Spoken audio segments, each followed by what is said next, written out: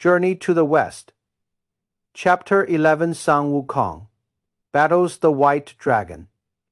Losing the monk's robe at Go Any in Temple.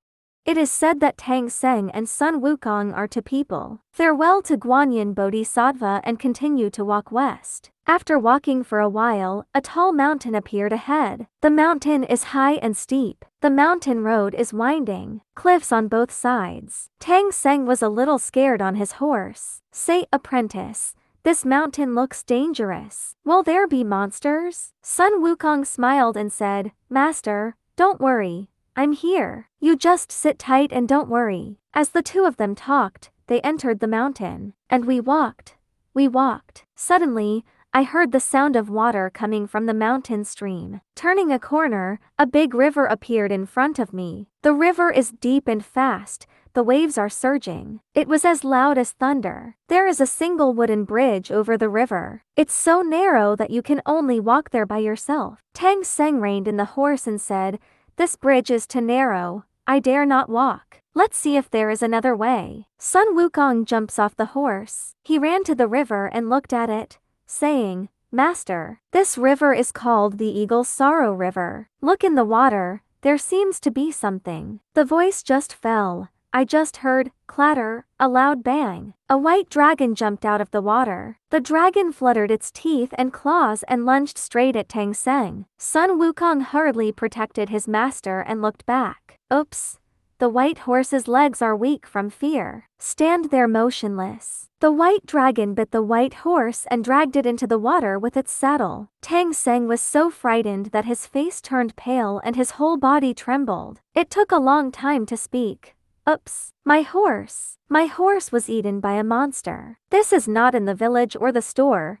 How can I hurry? Sun Wukong said, Master, don't panic. I'll go down and get the horse back. Then he jumped into the air and chanted a spell. Turned the river upside down. The white dragon can't stay underwater anymore. He jumped out again, opened his mouth and sprayed a cloud of water mist. Fought with Sun Wukong. The two fought a few rounds. The white dragon gradually couldn't stand it, and his body shrank. Dive into the water and never come out. Sun Wukong stomped his feet in anger, scolding at the water for a long time. The white dragon just won't come up. Sun Wukong had no choice but to return to shore. Tang Seng cried and said, The horse is gone.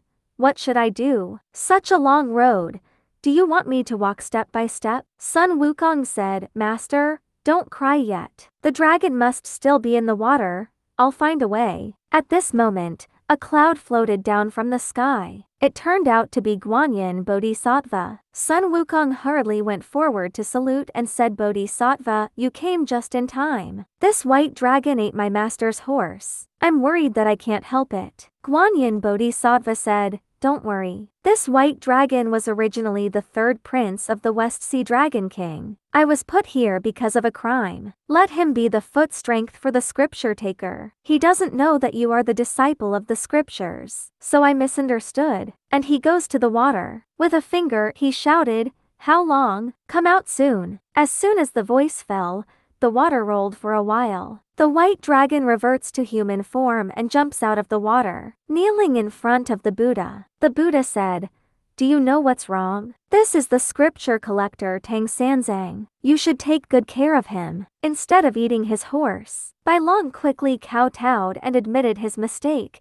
saying that he didn't know it was his master who came. The Buddha said again, Since you have eaten his horse, take the pearl off your head, become a white horse and carry the master to the west to learn scriptures. When you complete the task, there will naturally be good results. White Dragon nodded and agreed. He was transformed into a snow-white steed, shiny coat, strong hooves, 10 times more energetic than the original horse. Sun Wukong was very happy to see it. Say, this is good, not only no loss, and a better horse. The Tang monk was also very satisfied and thanked the Bodhisattva. After a few words of advice, the Bodhisattva drove away in the clouds. Sun Wukong helped Tang Seng onto the new horse. Packed up again, two people continue on their way. This time there is a horse transformed into a white dragon. It's fast and steady. Tang Seng's mood is much better. Walking, It's getting dark. There is a temple by the road ahead. 3 big characters are written on the door, Guanyin Academy. Sun Wukong said, Master, it's getting late. Let's spend the night here. Tang Seng nodded, and the two walked into the temple. The monk in the temple saw someone coming and rushed out to welcome them. Tang Seng explained that he was a monk who went to the west to learn scriptures. I want to stay overnight. The monk was very enthusiastic and led them to the guest room to settle down. After dinner in the evening,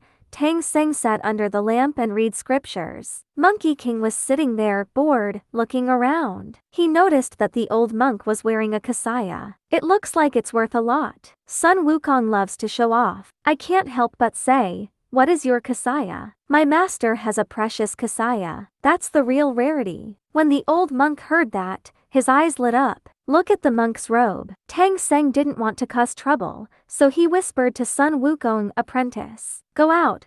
Don't show off, baby. Avoid trouble. Sun Wukong said nonchalantly, Master, don't worry. See if there is a piece of cloth missing. As he spoke, he opened the bag and took out the brocade kasaya. This kasaya is a treasure given by the Buddha. As soon as you take it out, it emits 10,000 golden lights. And the whole room was lit up. The old monk saw that his eyes were about to fall out. Greed. He pretended to be polite and said, Can you lend me and take it back? It must be returned tomorrow morning. Tang Seng wanted to refuse, but Sun Wukong said it was fine. Let him take a look. The old monk happily took the kasaya away. Returning to his room, the more the old monk thought about it, the more reluctant he was to return it. He thought about it. I came up with a bad idea and set fire to Tang Monk's master and disciple. In this way, the kasaya can belong to itself. In the middle of the night, the old monk called a group of young monks. Let them pile dry firewood around the house where Tang Seng lives, ready to ignite. Sun Wukong has already heard the movement. With a sneer, I thought, play this game with me. He soars up into the sky in one somersault. Get a fire shield, secure the master and the luggage. And then he blows on me. A strong wind blew. Instead,